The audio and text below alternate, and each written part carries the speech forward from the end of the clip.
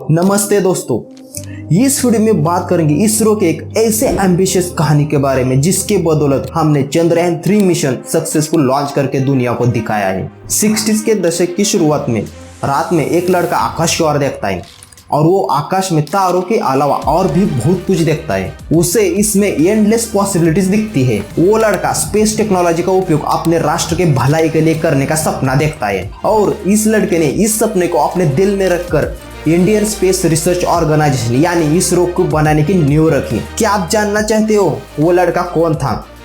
वो लड़का था visionary scientist doctor Vikram Sarabhai. और हमारे इंडियन स्पेस प्रोग्राम की शुरुआत तो काफी अनोखी थी। जहां वो एक समय था जहां हमें इंडियन स्पेस प्रोग्राम चलाने के लिए कोई जगह नहीं थी, लेकिन हमारे साइंटिस्ट इतने एम्बिशियस थे जिन्होंने इसरो की शुरुआत एक चर्च से की है जो केरला के थुम्बा में था। और इस चर्च को बनाया जाता है फ्रांसिस ज़ेवियर द्वारा 16वीं सेंचुरी में। ये केरला में आते हैं 16वीं सेंचुरी में।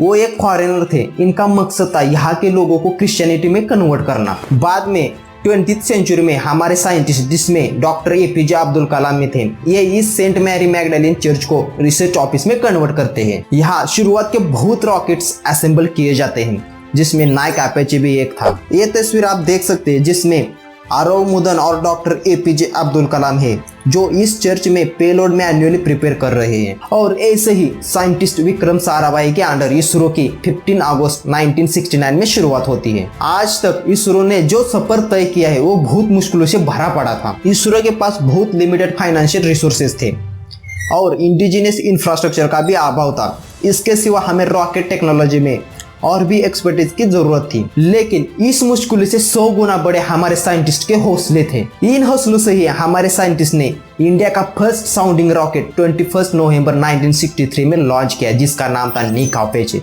ये रॉकेट इस तरह 1963 में साइकिल के जरिए ट्रांसपोर्ट किया गया था और यही से इंडियन स्पेस प्रोग्राम की शुरुआत होती है। 1981 में फर्स्ट जियो स्टेशनरी सैटेलाइट जो एक कम्युनिकेशन सैटेलाइट था जिसका शॉर्ट में नाम था एप्पल, ये बैलगाड़ी में रखकर इसकी टेस्टिंग की गई थी। रोहिणी सीरीज का RS-75 first indigenous rocket ISRO ने लॉन्च किया 20 नवंबर 1967 में जो एल्यूमिनियम अलॉय ट्यूब से बनाया गया था जिसकी डायमीटर 75 mm थी। ये तस्वीर है तब की जब YJ राव डॉक्टर विक्रम साराभाई को RS-75 दिखा रहे थे और यहाँ से ही इंडिया में इंडिजिनियस रॉकेटरी की शुरुआत होती है। डॉक्टर विक्रम साराभाई के डेथ के बाद इसरो का चार्ज लेते हैं सतीश धवन 1972 में और ये इसरो के वर्क को एक्सपांड करने में अपना एक अहम रोल निभाते हैं। इंडिया का first satellite Aryabhata UR Rao के लीडरशिप में डिजाइन, फैब्रिकेटेड, टेस्टेड और लॉन्च किया जाता है। और इसकी खास बात ये थी कि ये सब कुछ ओनली 31 मंथ्स में किया गया था। आर्यभट्ट ये नाम इनिशिएट मैथमेटिशियन और एस्ट्रोनॉमर जिनका नाम आर्यभट्ट था उनके नाम से ये लिया गया था। आर्यभट्ट सैटेलाइट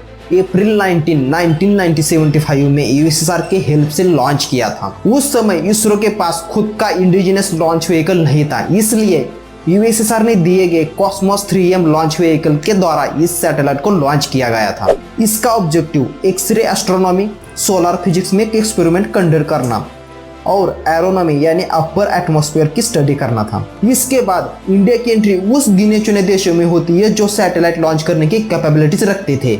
इस मिशन ने इंडिया की स्पेस टेक्नोलॉजी का शांततापूर्ण यूज करने की कमिटमेंट को शो किया। जो आज भी हमने चंद्रयान 3 लॉन्च किया तब हमारे प्राइम मिनिस्टर ने कहा ये केवल इंडिया की जीत नहीं है, ये मानवता की जीत है। इस आर्यभट्ट के सक्सेस के बाद इंडिया सैटेलाइट टेक्नोलॉजी को डेवलप करना कंटिन्यू रखता है। इसके बाद बहुत जल्द ही 1980s में इंडिया रोहिणी सैटेलाइट लॉन्च करता है और वो भी अपनी खुद की सैटेलाइट लॉन्च व्हीकल यूज करके जिसे SLV-3B कहते हैं। इसका मतलब हमारे साइंटिस्ट मुश्किलों से कभी डरे नहीं, इन्होंने अपने मिशन के प्रति ऑलवेज पॉजिटिव एटीट्यूड रखा। इसी आर्यभट्ट और इसके बाद के मिशन ने इंडिया के रोबोस्ट सैटेलाइट प्रोग्राम की नींव रची और इसने ही कम्युनिकेशन सैटेलाइट जैसे कि इनसैट, अर्थ ऑब्जर्वेशन सैटेलाइट जैसे कि IRS सीरीज और नेविगेशन सैटेलाइट जैसे कि नाविक इनके डेवलपमेंट के रास्ते आसान बनाए। जो कम्युनिकेशन सैटेलाइट की सीरीज 1980s में शुरू की वो इंडिया के लिए एक गेम चेंजर ठहरी, जैसे कि डॉक्टर विक्रम साराभाई जिन्हें इंडियन स्पेस प्रोग्राम का फादर कहा जाता है। इन्होंने कहा था कि स्पेस टेक्नोलॉजी का उपयोग लोगों की सोशियो इकोनॉमिक कंडीशन इंप्रूव करने के लिए होना चाहिए।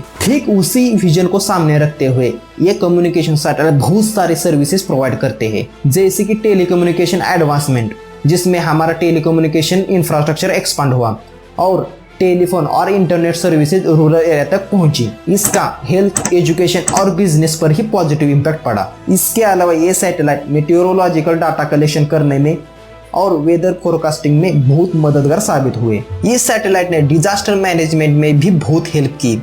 इससे ही हम सक्सेसफुली साइक्लोन को ट्रेस कर सके और भयंकर तबाही होने से बच सके, चाहे वो फिजिकल एसेट्स की हो या लोगों की जिंदगियों की हो। ये सर्विसेज सिर्फ कम्युनिकेशन सैटेलाइट ने प्रोवाइड नहीं की, बल्कि अर्थ ऑब्जर्वेशन सैटेलाइट और नेविगेशन सैटेलाइट, इससे आगे जाकर इन्होंने बहुत सारी सर्विसेज प्रोवाइड की है। जैसे कि इंडिया ने खुद की नेविगेशन सिस्टम बनाई, जिसकी वजह से फॉरेन सिस्टम के ऊपर की डिपेंडेंसी हमारे कम हुई। इसके अलावा ये satellite maritime resource management, urban planning और इंफ्रास्ट्रक्चर डेवलपमेंट और इन्वायरमेंट मॉनिटरिंग करने के लिए भी काफी यूजफुल साबित हुए। और यही से ही इंटरनेशनल कोऑपरेशन की शुरुआत शुरू होती है और यहाँ से ही इंडिया अपने इंटरनेशनल रिलेशन में स्पेस डिप्लोमेसी का यूज करना शुरू करता है, यानी अपने नेबर कंट्रीज को सैटेलाइट गिफ्ट करके रीजनल कोऑपरेशन और डिप्लोमेटिक टाइज को स्ट्रेंथन करता है इसके जरिए। इन सब के बाद एक सबसे बड़ी डिस्कवरी की जाती है इंडिया द्वारा 2008 में अपने चंद्रयान सीरीज के चंद्रयान-1 मिशन द्वारा, जिसने वर्ल्ड को इंडिया पर अटेंशन देने के लिए मजबूर किया। और वो डिस्कवरी थी वाटर मॉलिक्यूल ऑन मून, यानी चांद पर पानी की खोज। इस चंद्रयान-1 के सक्सेस ने फ्यूचर मिशंस को इंस्पायर किया। इसके बाद 2013 में इसरो के PSLV द्वारा मार्स ऑर्बिटर मिशन लॉन्च किया जाता है, जिसे मंगलयान भी कहते हैं। ये इंडिया का फर्स्ट इंटरप्लैनेटरी मिशन था। ये मिशन इंडिया को एशिया का फर्स्ट कंट्री और दुनिया का ऐसा चौथा देश बनाता है जो इस प्लेनेट पर जाता है। इस मंगलयान मिशन की खास बात ये थी कि यह दुनिया की तुलना काफी कम लागत में बनाया गया था। इसका कॉस्ट ओनली 450 करोड़ था। ये दुनिया का सबसे इकोनॉमिकल मार्स मिशन था जो इसरो ने बनाया था। इसने दुनिया को दिखा दिया कि इंडिया अपने बहुत लिमिटेड रिसोर्सेस होने के बावजूद अपने एम्बिशियस गोल अचीव कर सकता है और उतनी कैपेबिलिटी रखता है। और इस इंडिया के सक्सेस को चाइना प्राइड ऑफ एशिया कहता है। मंगलयान का मेन ऑब्जेक्टिव था मार्शियन सरफेस, मॉर्फोलॉजी, एटमॉस्फेयर और मिनरल्स को स्टडी करना। ये मिशन सक्सेसफुली फंक्शन करना जारी रखता है और वो भी अपने प्लैनेटरी लाइफ से भी ज्यादा। ये मिशन बहुत वैल्यूएबल डाटा कलेक्शन करता है, जिससे हमें मंगल की बहुत अंडरस्टैंडिंग करने में मदद मिलेगी। हम और आगे जाते हैं तो चंद्रयान सीरीज का चंद्रयान-2 2019 में लॉन्च किया जाता है, मगर ये लैंडिंग के दौरान कम्युनिकेशन टूटने की वजह से अनसक्सेसफुल रहता है। मगर इस चंद्रयान-2 ने चंद्रयान-3 के सक्सेसफुल होने के पॉसिबिलिटीज को बढ़ाया। मतलब इससे लेसन सीखकर चंद्रयान-3 मिशन बनाया गया, जो 14 जुलाई 2023 को श्रीहरिकोटा से लॉन्च किया गया। अगस्त 23 2023 को इंडिया हिस्ट्री बनाता है।